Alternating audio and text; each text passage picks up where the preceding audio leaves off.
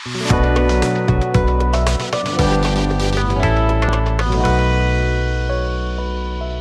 দর্শক, আসসালামু আলাইকুম।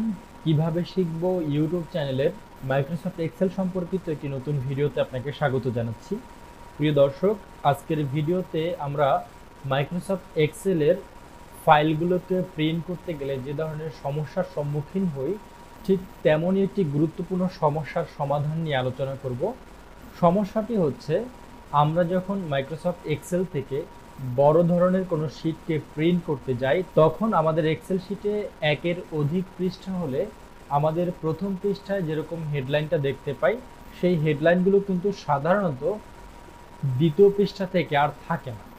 তো আমরা আজকে এমন একটি টেকনিক শিখব, যেই টেকনিকের মাধ্যমে আমরা যদি এক্সেল শীট থেকে একের অধিক পেজের কোনো শীটকে প্রিন্ট করতে যাই, তাহলে আমাদের প্রিন্টকৃত প্রত্যেকটা পেজেরই হেডলাইনে আমরা প্রথমে যে হেডলাইনের রো বা কলামটি রাখি সেটা থাকবে।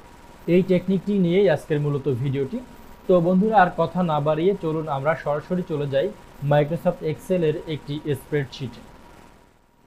বন্ধুরা, আপনারা দেখতেই পাচ্ছেন আমি মাইক্রোসফট এক্সেলের একটি স্প্রেডশিট এখানে ওপেন করেছি এবং এই শীটটাতে প্রায় 109টি ডাটা আছে। তো এই শীটটা যদি আমরা প্রিন্ট করতে যাই, তাহলে এটার অনেকগুলো পেজ হবে। আর অনেকগুলো পেজ হলে সাধারণত যেটা হবে, আমরা আমাদের এই শীটের মধ্যে প্রথমে যে হেডারটা রেখেছি, যেমন অনলাইন সেলার ডিউ লিস্ট, তার পরের রোতে আমরা যেমন রেখেছি নং, নেম, মোবাইল নাম্বার, ইমেল এবং অ্যামাউন্ট। তো এইটা যদি আমরা প্রিন্ট প্রিভিউতে যাই, তাহলে দেখলে আরও সহজ হবে। প্রিন্ট প্রিভিউতে আসলে পরে আমরা যখন প্রথম পৃষ্ঠায় আছি, তখন কিন্তু আমাদের এই যে অনলাইন সেলার ডিউ লিস্ট এবং পরের রোতে যে নং, নেম, মোবাইল নাম্বার ও ইমেল অ্যাকাউন্ট, অ্যামাউন্ট, এই যে জিনিসগুলো রয়েছে, এটা কিন্তু আমরা যখন সেকেন্ড পেজে যাব, তখন কিন্তু আমাদের এই সেকেন্ড পেজের প্রথমে থাকবে না। তো এটা স্বাভাবিকভাবে আমরা যদি এইভাবে প্রিন্ট করতে যাই, তাহলে কিন্তু এটা নর্মালি থাকে না। এই রোটাকে পরবর্তী পৃষ্ঠার প্রথম রোতে নিয়ে যাওয়ার জন্য আমাদের প্রিন্টের আগে একটি সেটিং সেট আপ করে নিতে হয়।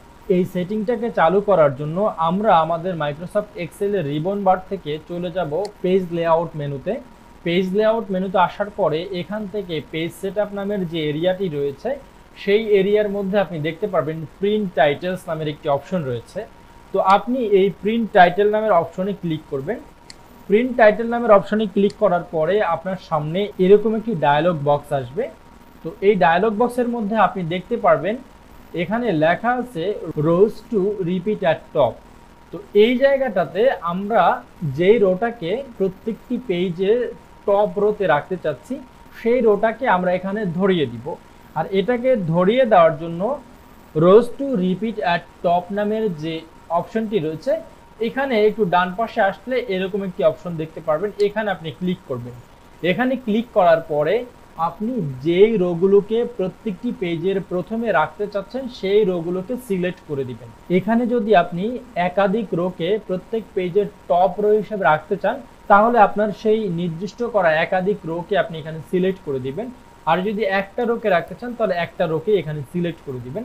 আমি চাচ্ছি শুধুমাত্র নং, নেম, মোবাইল নাম্বার, ইমেল এবং অ্যামাউন্ট, এই রোটাকে প্রত্যেকটা পেজের টপ রো হিসেবে রাখতে। সুতরাং আমি এই 2 নাম্বার যে রোটি রয়েছে সেটিকে সিলেক্ট করে দিলাম।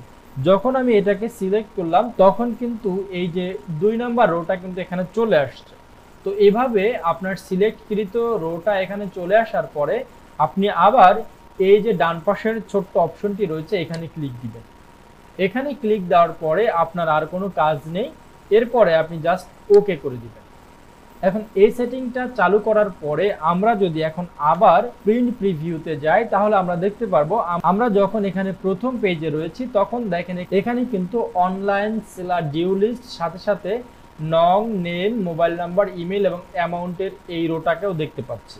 আর এখন যদি আমরা দ্বিতীয় পেজে যাই, দেখেন আমার কিন্তু এখানে দ্বিতীয় পেজ নাম্বার চলে আসছে এবং আমি যদি টপ রোতে যাই, তখন কিন্তু দেখেন এখানে নং, নেম, মোবাইল নাম্বার এবং ইমেল, ওই যে রোটি ছিল সেই রোটি কিন্তু এখানে চলে আসছে।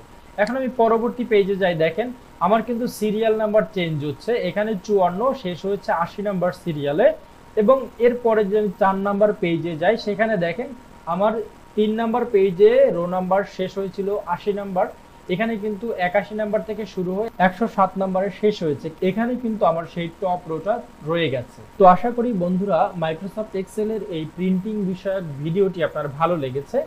যদি আজকের এই ভিডিওটি আপনার ভালো লেগে থাকে এবং আপনার উপকারে আসে, তাহলে অবশ্যই এই ভিডিওটিতে একটি লাইক দিবেন। আপনার সুন্দর একটি মতামত এই ভিডিওর কমেন্ট বক্সে দিয়ে যাবেন।